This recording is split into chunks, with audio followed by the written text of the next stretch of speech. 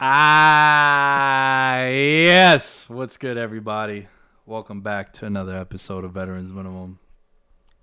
So nice. We had to do it twice. Woo! My guy, Impy, back in the building. Actually, technically didn't leave. I'm still in the building. We just running it back. I never left. Another one. What's good? Chilling, man. Chilling, man. You know, we had to. There's certain things that we need to keep the tradition the same. The people want it. The people love it. All right, it's the NBA preview show, and it's the Futures pod. Pay up.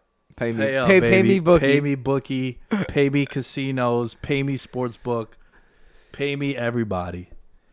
For those of you that might not be familiar, Impy and I used to do a show called D-Generation Bets. It was sports betting focused, DFS stuff.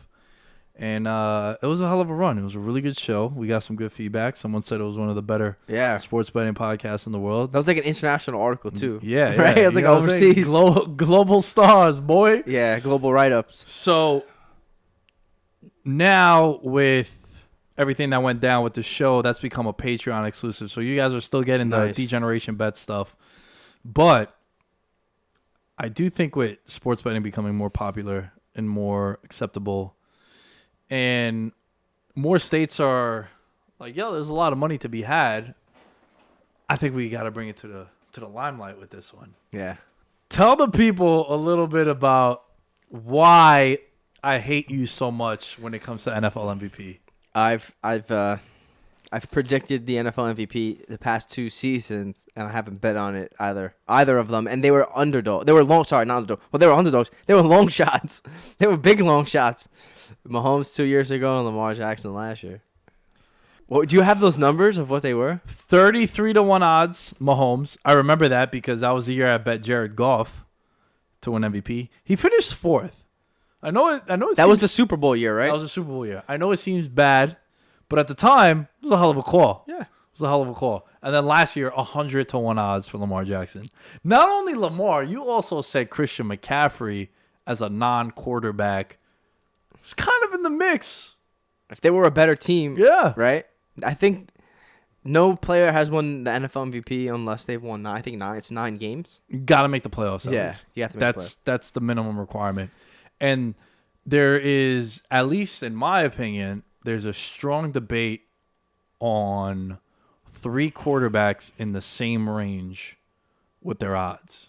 I think we should just go into MVP. Yeah, I'm down. People want to hear your MVP pick because I'm sure they're going to bet on it since you're probably not. But there are 3 guys that I'm looking at, MP. The biggest handicap, in my opinion, when it comes to NFL MVP is, first and foremost, you have to be a playoff team. Yes. If you don't think a team can make the playoffs, you should not bet on that individual to win MVP. Preach. Even if you think they're going to have a monster year. And that's across the board, pretty much every sport. But you need to make the playoffs. I cannot emphasize that enough, why it's so important. Because a guy could throw 38 touchdown passes and go 6-10. You're not MVP. Maybe you'll be in contention for Offensive Player of the Year. But for MVP, that's not going to happen. Now, I want to pose this question to you. There are 3 guys that I think are very interesting from a long shot perspective. Dak Prescott. Love that. Kyler Murray. Love that. And Deshaun Watson. I don't love that. Okay. Why don't you like Deshaun? Offensive line got better, which was what you needed. But like, do you believe in the weapons? I'm asking your opinion. They've built their team with burners now. Now their team is lightning, which could work. I just don't know if I buy the weapons. That's just me. I don't know. Going back to what you said, this is my big issue with Deshaun Watson. Deshaun Watson is 25-1 to win NFL MVP at the DraftKings Sportsbook. Sorry for throwing that curveball at you. Kyler Murray is 25-1. Dak Prescott is 14-1. Here's the thing with the Houston Texans.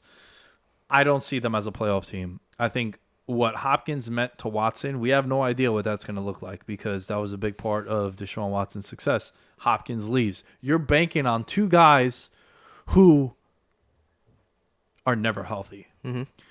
Will Fuller, last couple of years, 14 of 32 starts. I think he's made. It's something egregious. But when he does play, they are an elite connection. But counter that, how much of that is having Hopkins on the other side? Because, yeah, Fuller can eat and do his thing when he never faces double coverage. Now you're banking on Watson to make Randall Cobb a thing again. 3 tight ends that they run out there.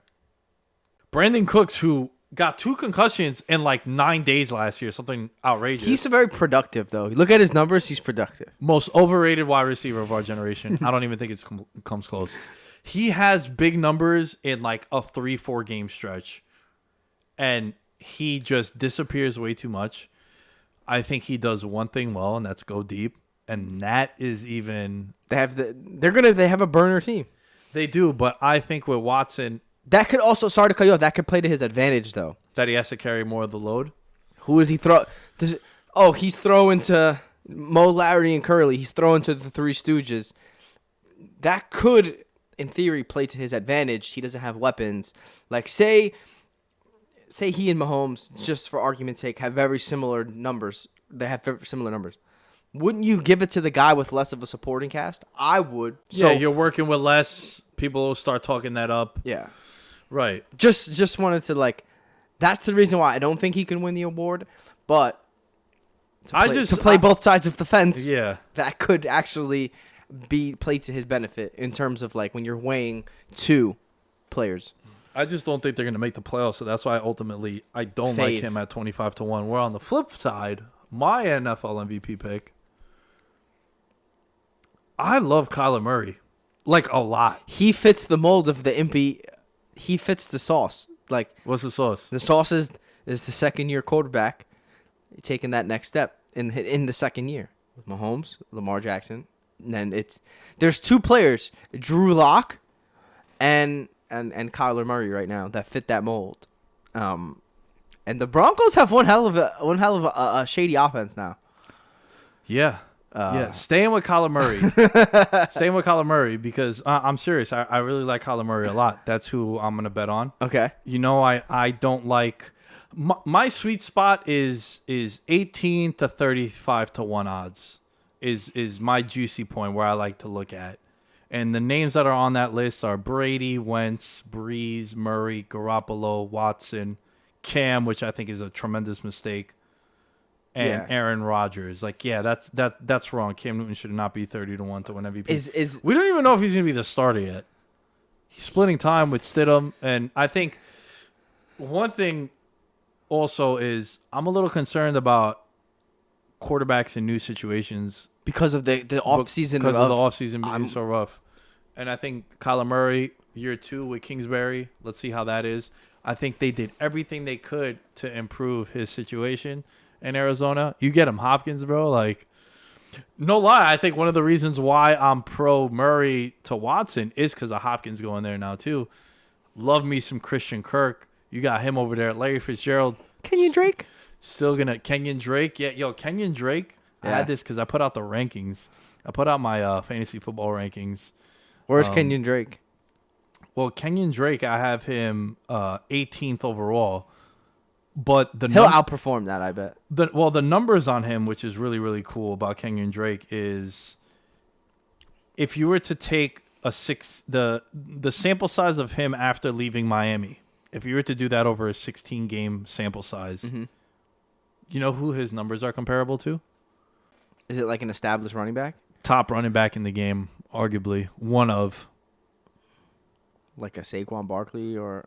Ezekiel Elliott. Wow. Numbers come out to 1,600 rushing yards, 55 receptions, and 16 touchdowns. That's a guy that I think will outperform his ATP for sure.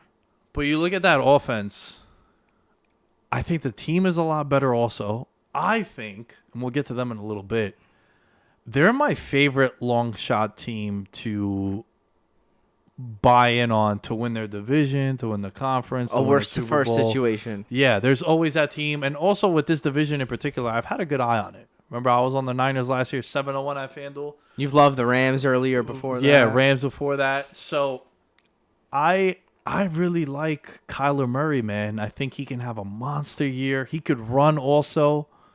That's really big, and he has a lot of weapons that he can make noise with. Yeah, I mean, I like it, the dual threat aspect of it as well. I was looking down this order. I wanted to kind of see where you stood on two guys that are right next to each other. How do you feel about Matt Stafford? Because you mentioned earlier in the car that you do think the Lions are a team that could, turn it around this year. So I wanted to ask your opinion on Matt Stafford as an MVP then, because okay, yes, I like it. Here's the thing about the Lions. Every year, worst to first. It happens. There's two teams that I'm looking at, and I like them a lot. Not even because they fit that mold. I actually just like what they're doing. It's the Cardinals and the Lions. Matthew Stafford last year was on pace to have the best year of his career. I think he has underrated weapons in Detroit. And they played 8 games last year with David Blau and Jeff Driscoll. So bum juice. Super bum juice. I think Stafford coming in, that entire division, I think everyone has gotten worse except for Detroit. Minnesota losing Diggs. Lost Everson Griffin, a leader on the defense. Green Bay didn't do anything. Rhodes. Green Bay literally did nothing.